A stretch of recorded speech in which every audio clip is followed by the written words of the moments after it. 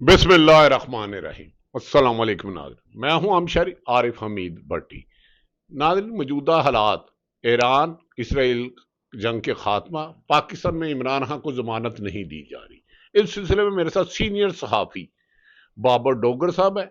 ये अपने वीलॉग भी करते हैं, बाबर डोगर अपडेट। वक्त जाया था। बाबर साहब ये बताएं, ईरान ने तनहा अमेरिका और इसराइल को बावजूद 12 दिन पूरे हमलों के बावजूद सुलह पर मजबूर कर दिया। क्या इसमें लूजर ईरान रहा, इसराइल रहा, अमेरिका रहा, यूएनओ रहा या ओआईसी रहा? आप क्या हालात को किन तनाजुर में देखते? देखिए बट साहब, बड़ा बड़ा जबरदस्त सवाल किया है आपने। जब ये जंग ईरान पर इम्पोज की गई थी कि उसको डायलॉग में रखा हुआ था और फिर अचानक इसराइल ने उस पर अटैक कर दिया। उस वक्त नेतन्याहू ने 3 पॉइंट दिए थे। पहला पॉइंट ये था कि ईरान को न्यूक्लियर हथियारों से पाक करना, ईरान न्यूक्लियर हथियार नहीं बना सकता, ईरान के मिसाइल सिस्टम को खत्म करना। और तीसरा था चेंज ऑफ रजीम, यानी कि ये जो हुकूमत है उसको नेतन्याहू ने कहा था ये एक्सिस ऑफ थ्रेट है, ये अपनी प्रॉक्सीज के जरिए से दुनिया में दहशतगर्दी फैला रही है, इस हुकूमत को कायम नहीं रखा जा सकता। उसी साथ जो ट्रम्प थे उन्होंने बड़ा वाज़ेह तौर पर कह दिया था कि ईरान को किसी सूरत में न्यूक्लियर हथियार रखने की इजाज़त नहीं दी जा सकती। और उन्होंने भी कहा था कि खामनेई की ये हुकूमत है, इसको हम चेंज करेंगे, चेंज ऑफ रजीम है। अब मुझे एक बात बताएं, जंग बंदी आज ट्रम्प ने बड़ी सख्ती से कह दी कि दोनों मुल्क जो है बिल्कुल फौरी तौर पर सीज फायर करें। उसके बाद आज ऑफिशियली जंगबंदी हो गई है। मुझे बताएं कि इन तीनों में से कौन सा ऑब्जेक्टिव पूरा हुआ है? क्या ईरान का जौहरी जो ताकत है वो खत्म हो गई है? क्या कोई गारंटी दे रहा है कि वाकई ईरान की जौहरी ताकत खत्म हो गई है? नंबर 2 बात ये है, क्या ईरान का मिसाइल सिस्टम खत्म हो गया? क्या ईरान में रजीम खत्म हो गया, चेंज ऑफ रजीम खत्म हो गया? तीनों में से कोई एक ऑब्जेक्टिव भी ये हासिल नहीं कर सके, एक ऑब्जेक्टिव भी। बाबर साहब, और सेकेंडली आयरन डूम खत्म हो गया, टूट गया, उसकी मिथ टूट गई। ये दुनिया में साबित हो गया कि इसराइल निहत्ते लोगों पर अटैक कर सकता है। किसी भी ताकतवर या इवन अपने से बराबर मुल्क पर, ईरान उसके बराबर भी नहीं था। इसराइल के पास सारी दुनिया का असला था। ईरान बेचारे ने जो भी बनाया खुद बनाया। दुनिया का किसी मुल्क ने, रशिया, चाइना, ना किसी अरब मुल्क ने, ना ओआईसी ने, ना किसी और मुल्क ने उसकी मदद की।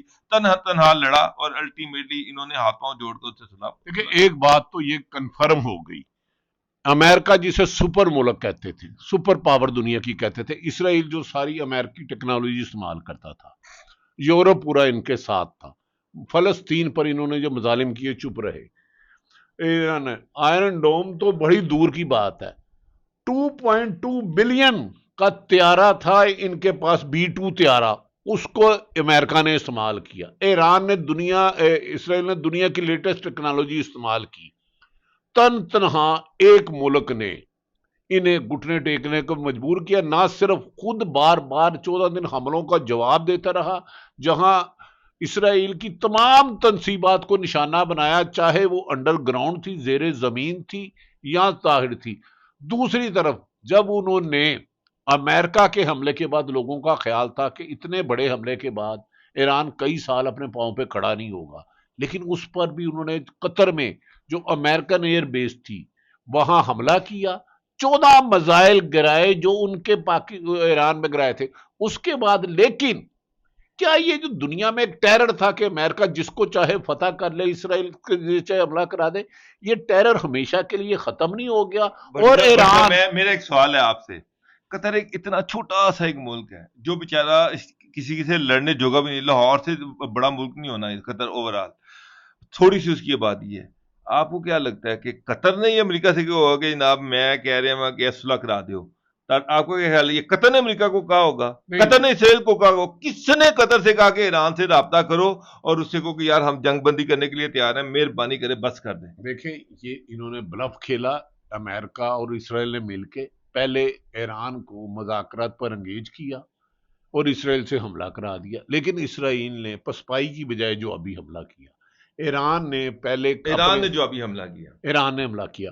फिर अमेरिका का डोनाल्ड ट्रंप G7 का करके गया तो अपनी पूरी उसकी सुपर पावर से मुशावरत किया। मैं आपको बताऊं, जब वहां से गया था उसने ये ट्वीट किया था, उसने ये कहा था कि मैं सीज फायर करने नहीं जा रहा। ये जो सीज फायर करवाया ना, उसने कहा था मैं सीज फायर करवाने नहीं जा रहा, میں اس سے بہت بڑا کرنے جا رہا ہوں. ہم ایران کا وہ حال کر دیں گے کہ وہ دنیا پر کسی کے ساتھ لڑنے جوگا ہی نہیں رہے گا. لیکن پھر ایران نے اس کو جوابی حملے میں وہ حال کیا کہ وہی امریکہ اور اسرائیل جو صفحہ ہستی سے ایران کو مٹانا چاہتے تھے دیگر ممالک کو ڈال کے صلح پر مجبور ہوئے. اس کا مطلب ہے امہ اگر اکٹھی ہو، ساتھ ہو، جذبہ ایمانی ہو تو جنگ کا جواب دے سکتے ہیں. کیا لیکن اب یہ بتائیں، اس لیے ہنس رہا ہوں. امہ ساری تو تماشا دیکھ رہی تھی. او آئی سی کی میٹنگ ہوئی، تقریریں کی، گھر میں چلے گئے. امہ تو ساری تماشا دیکھ رہی تھی. عرب ممالک تماشا دیتے. ایرانی سفیر جو ہیں عباس عراقچی، انہوں نے آج صبح الجزیرہ سے بات کرتے ہوئے یہ کہا کہ کسی ایک ملک نے بشمول چائنا، بشمول رشیا، بشمول مسلمان ممالک ہمیں مدد کی آفر نہیں کی. اور اگر کوئی مدد کی آفر کرتا تو ہم نے پہلے دیکھنا تھا کہ ہم نے یہ مدد لینی ہے نہیں لینی، لیکن ہمیں کسی نے مدد کی آفر کی نہیں. عباس عراقچی نے یہ کہا ہے. بابر صاحب، عباس عراقچی نے یہ بات کہی، ایران کے صدر آیت اللہ خامنئی نے بھی یہی باتیں سپریم کمانڈر نے کہی. پاکستان پر جب انڈیا نے حملہ کیا کسی مسلم ملک نے نہیں کیا، او آئی سی نے مذمت کی. کیا مسلمان ایک نہیں رہے؟ یہ یورپ سے زیادہ امپریس ہے، اور خود جو سعودی عرب ایک سپر پاور ہے، تیل ہے اس کے پاس بہت زیادہ، اس نے تو اپنے اڈے سارے امریکہ کو دیے ہوئے ہیں. تو کیا ہم نے ساری عمر ان سپر پاوروں کا کھلونا ہی رہنا ہے، یا آپ سمجھتے ہیں کہ امہ کو کوئی ہوش آئے گا اور اپنے آپ کو جوہری لحاظ سے، اکانومی لحاظ سے، سیاسی استحکام کے لحاظ سے ملک مضبوط کریں گے؟ کیا دیکھ رہے ہیں؟ بھٹی صاحب، یہ جو ہے نا، مجھے لگ رہا ہے کہ ان میں کوئی ہمت غیرت نہیں رہ گئی. یہ جو سارے ممالک ہیں، یہ اب سعودی عرب ہے، اس نے اربوں ڈالر کی انڈیا میں انویسٹمنٹ کر دی ہے. امریکہ کا صدر آیا، کئی 100 ارب ڈالر جو ہیں انہوں نے اس کو دے دیے، اس کو خوش کرنے کے لیے. یہ اسرائیل سے صلح کرنے کے چکر میں کہ جناب بس ہم یہ وہ لڑنے والے ممالک نہیں ہیں. اچھا، پاکستان کی سیاست کے ظلم و ستم پہ آتے ہیں. مریم نواز صاحبہ جو وزیر اعظم ہے، خواجہ آصف ہو یا مسلم لیگ کی قیادت، مماثلت دیتے تھے عمران خان اور ڈونلڈ ٹرمپ کو.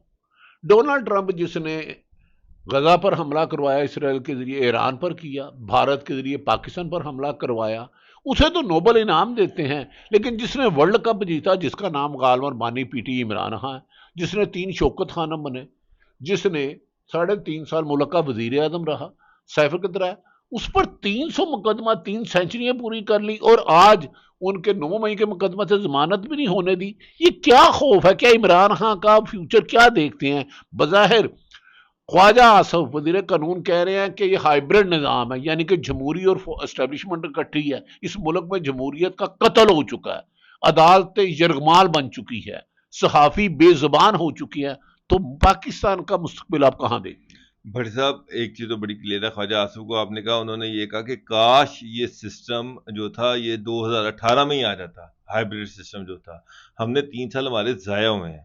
تو اگر عمران خان باہر آتے ہیں تو پی ٹی آئی جو ہے اس کا ورکر چارج ہو جائے گا، اور اس گورنمنٹ کے لیے ایک دن بھی چلنا مشکل ہو جائے گا. یہ بڑا کلیئر ہے. جو عوام ہے وہ عمران خان کے ساتھ ہے، عمران خان ان کا ہیرو ہے. آپ خود کہتے ہیں یہ فارم 47 کی گورنمنٹ ہے. میں نہیں کہتا، آپ کہہ دیں کہ نہیں ہے، آپ کہہ دیں کہ جنرل الیکشن میں سر بالکل صحیح ہے، بالکل میں مانتا ہوں کہ جو الیکشن ہوئے تھے اس میں بڑی ریگنگ ہوئی اور یہ گورنمنٹ بنائی گئی اور ڈنڈے کے طور پہ بنائی گئی. اگر آپ مجھے تھپڑ نہ مارے تو اگر یہ الیکشن کو سلیکشن کہہ دیا جائے، مائنڈ تو نہیں کریں گے؟ سر جی میں کیوں مائنڈ کروں گا؟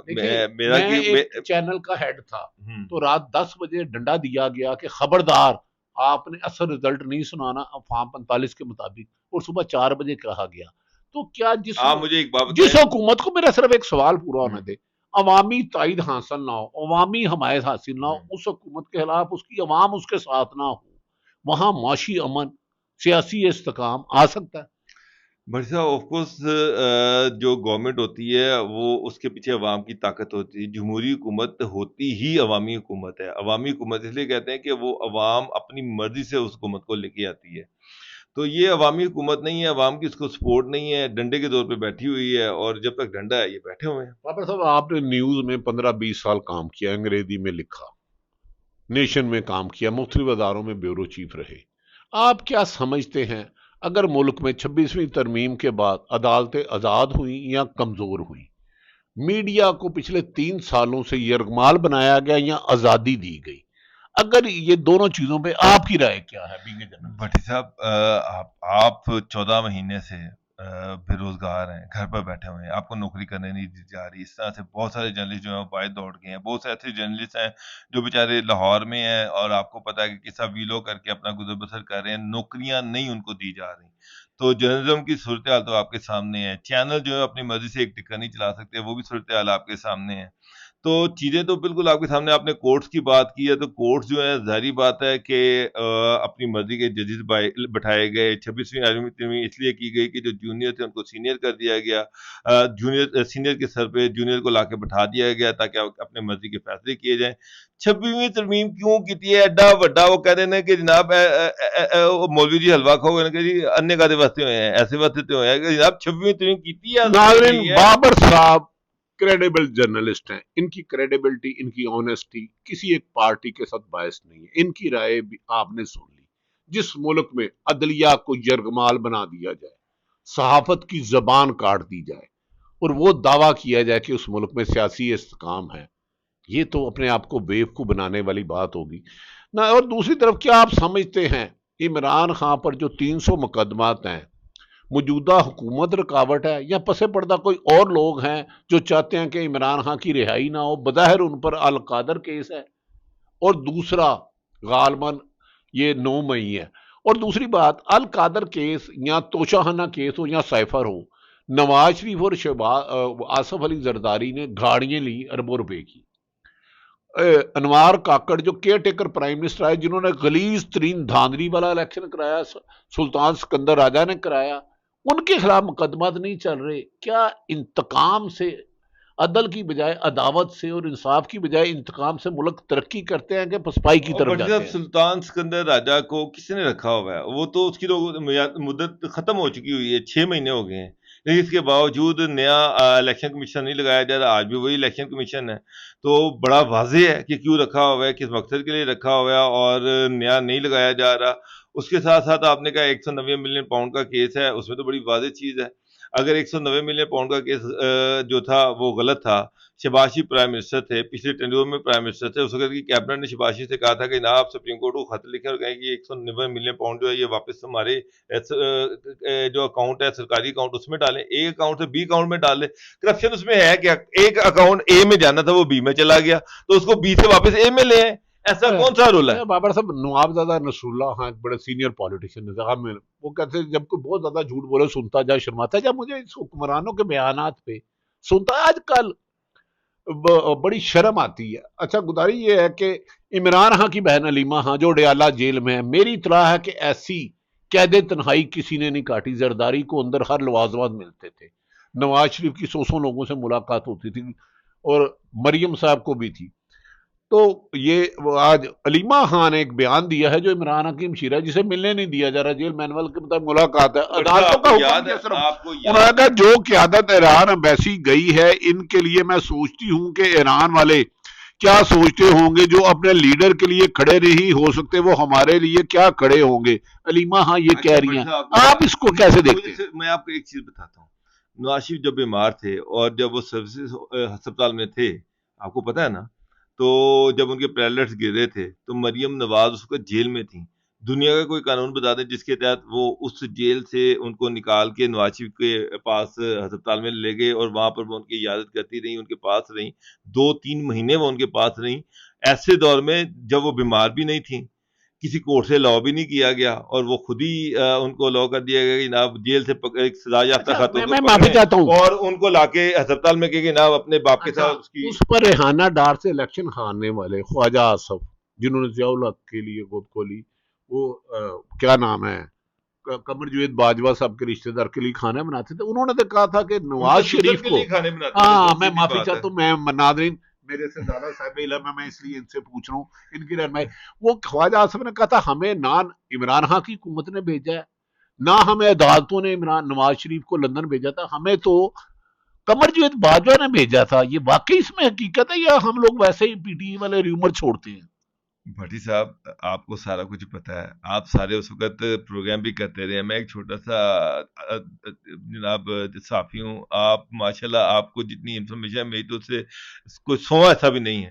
آپ اب میرا چیزا لینا چاہ رہے ہیں. آپ کو اچھی طرح پتا ہے کہ خواجہ آصف تھا, مٹھو صاحب کون تھے, صابر مٹھو ان کے ساتھ. جزیرے خریدے ہیں نا دو چار, کیا فرق تو پڑتا ہے؟ تو آج کل بھی کوئی خرید رہا ہوگا جزیرے. نون لیگ کا ان کے ساتھ الائنس کرانے میں کس کس نے رول پلے کیا. خواجہ آصف صاحب نے ان کے سسر کو پکڑا, یہاں سے ہمارے جو پنجاب اسمبلی کے اسپیکر ہیں انہوں نے صابر مٹھو کو پکڑا. ہاں صاحب اپنے یار ہے. اچھا لیکن اچھا بات سنیں, انہوں نے جناب الٹیمیٹ ناظرین آپ ذرا ہماری تکرار سنیں. بابر صاحب ملک احمد خان صاحب اپنے یار ہیں, انہیں پہلے کہا گیا تھا جی جب پرویز اللہ کی حکومت گئی تھی تو بزدار کی, تو آپ کو وزیر اعلیٰ بنایا جائے گا. بعد میں حمزہ صاحب بن گئی, وہ کیا ہوا؟ وزیر اعلیٰ پروجیکٹ کرتے رہے تھے.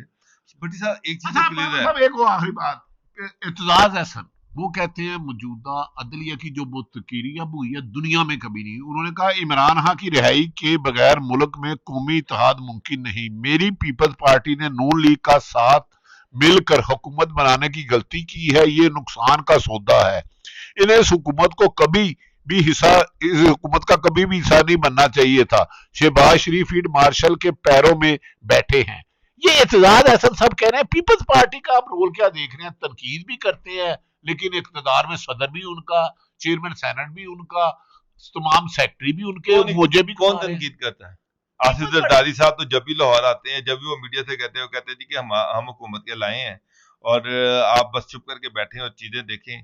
سلیم مانڈری والا سر انہوں نے کہا تھا ہم بجٹ میں ووٹ نہیں دیں گے, یا پیپلز پارٹی دو نہیں دیا, بجٹ ریجیکٹ ہو گیا. کیا یہ ذوالفقار علی بھٹو اور بے نظیر کی پیپلز پارٹی ہے یا حاکم علی زرداری اور آصف علی زرداری کی ہے؟ بھائی صاحب آف کورس جو پریزیڈنٹ ہے اس کی ہے, جو پریزیڈنٹ آف پاکستان بنا ہوا ہے. آپ کا خیال ہے کہ پریزیڈنٹ آف پاکستان جو ہے پارٹی اس کی نہیں ہوگی, کسی اور کی ہوگی؟ اور کیا مجھے ایک بات بتائیں, بلاول بھٹو زرداری آصف علی زرداری کے خلاف جا سکتے ہیں؟ ناظرین آپ نے بابر ڈوگر سینئر جرنلسٹ کی گفتگو سنی, ان کی تلخ اور تکرار باتیں سنی. حقائق اس سے زیادہ خوفناک ہے. 3 دن پہلے عمران خان کی بیل ریجیکٹ کرانے کے لیے کون سی اہم شخصیت کن کو ملی, وہ میں بات دوں گا. تو شہید ارشد شریف کو مار دیا گیا, 3 صحابی ملک چھوڑ گئے, درجنوں صحابی ملک میں رہنے نہیں دیا جا رہا, ان کا معاشی قتل کیا جا رہا ہے. اس ملک میں امن لانے کے لیے ہمیں رول آف لا لانا ہوگا, آئین کی حکمرانی کرنی ہوگی. ڈونلڈ ٹرمپ کو امن ایوارڈ نہ دیں, پاکستان کی عوام کو انصاف دیں, تعلیم کی سہولتیں دیں, صحت کی سہولتیں دیں, رول آف لا لائے, آئین کی حکمرانی کرے, پاکستان ترقی کرے گا. بابر ڈوگر کا یوٹیوب چینل سبسکرائب کریں, انہیں دیکھیں, بابر ڈوگر اپڈیٹ. ناظرین میری گفتگو آپ سنتے رہیں گے. نواز شریف کو جب بیماری کا بہانہ لے کے نیب میں خبر دیتا چلوں, سی سی کیمرے بند کیے گئے, اہم شخصیات نے جا کے ملا, طاقتور حلقوں نے نواز شریف کے ساتھ ڈیل کی.